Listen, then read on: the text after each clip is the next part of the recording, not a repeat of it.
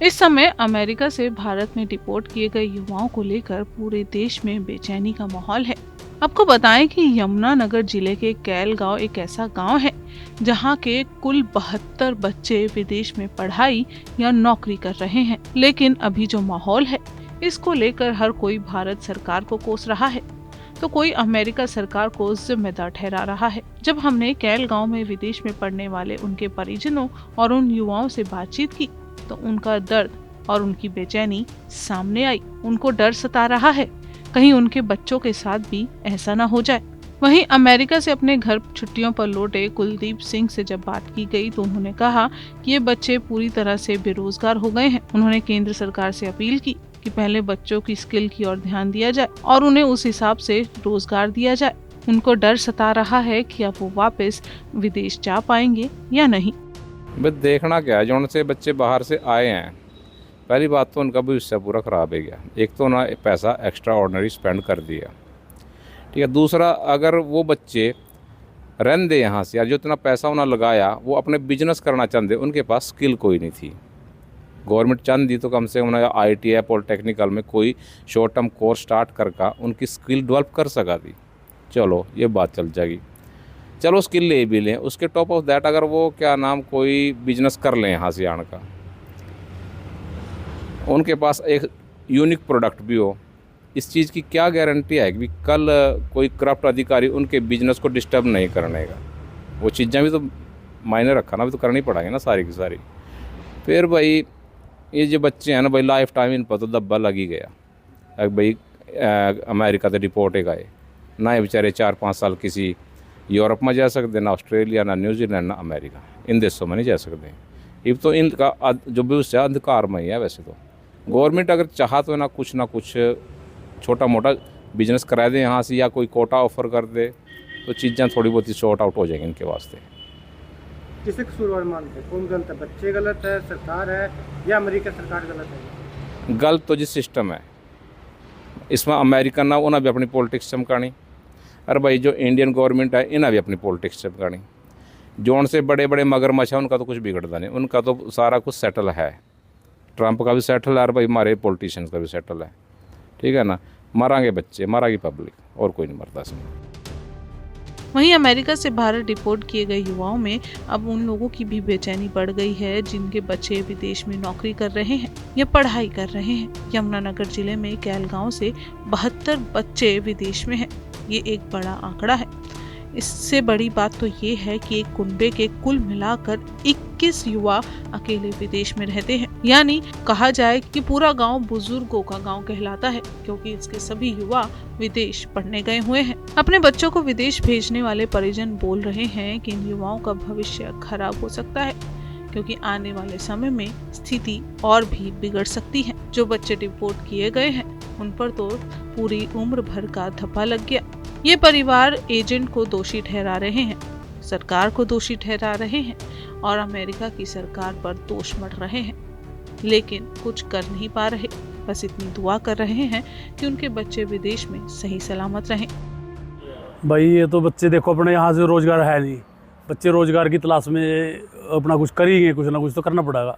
कोई अपनी ज़मीन बेच कर जा रहा है, कोई, ये तो बहुत गलत स्टेप लिया जा रहा।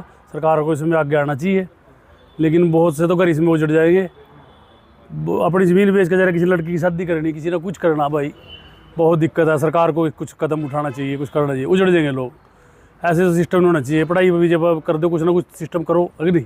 हाँ बुजुर्गों, यहाँ तो बहुत बच्चे जा रहे हैं, हमारे परिवार में से ही, और बच्चा ही नहीं है कोई यहाँ। घर पीछे से बच्चे जा रहे जी, कोई किसी का बच्चा यहाँ नहीं है। एक लड़का वही बाहर जा रहा, मेरा खुद का लड़का भी बाहर ही जा रहा। स्टडी वीजे पर जा रहे, कोई उस दिक्कत नहीं है उसमें, लेकिन जो है बच्चे जा रहे इनके लोग गलत दे रहा। वैसे देखो है तो गलत, लेकिन अब तो हो गया। जो काम किसी ने कर लिया, उसके कुछ तो सरकार को करना चाहिए। उसका है तो गलत ही, डोंकी बजाना नहीं चाहिए। हम तो पहले कह देनी है, डोंकी बजाना एक बार उजड़ने का काम है।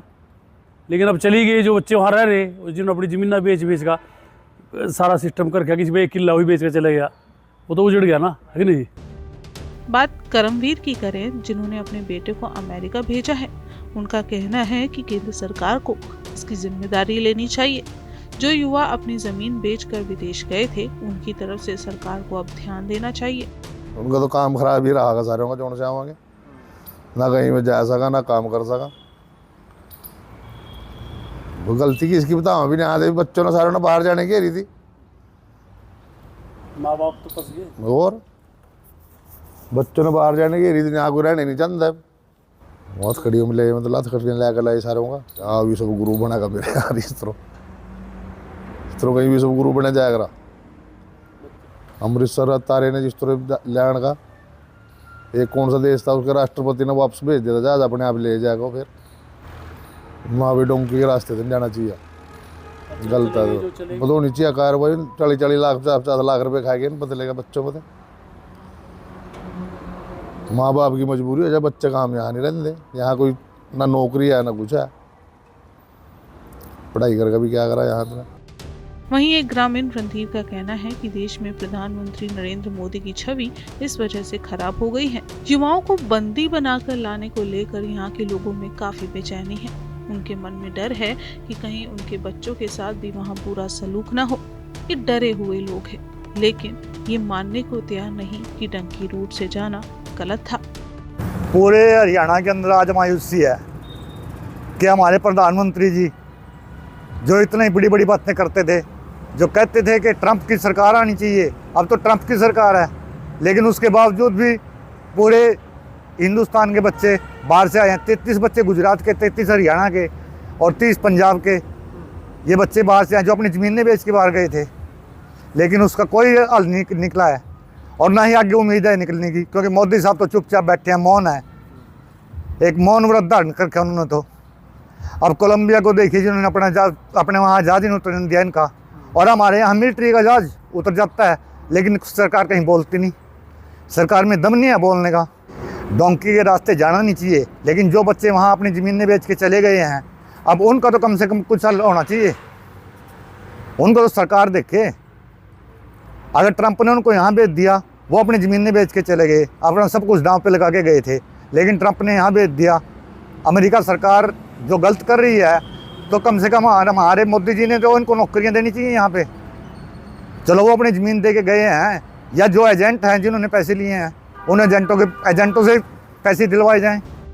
आपको बताएं, यमुनानगर के स्कैल गांव को बुजुर्गों का गांव कहा जाता है, क्योंकि यहाँ के ज्यादातर युवा विदेश गए हुए हैं।